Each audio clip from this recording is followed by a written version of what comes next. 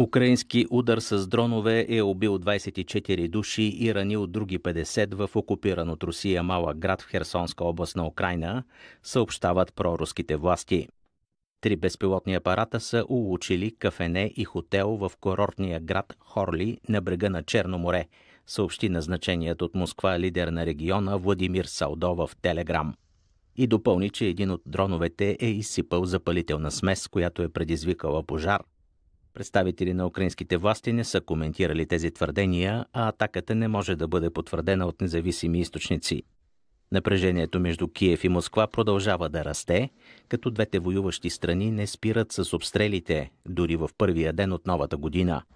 На 1 януари руската противовъздушна отбрана е свалила или унищожила 201 украински дрона над своята територия, включително 21 летящи към Москва.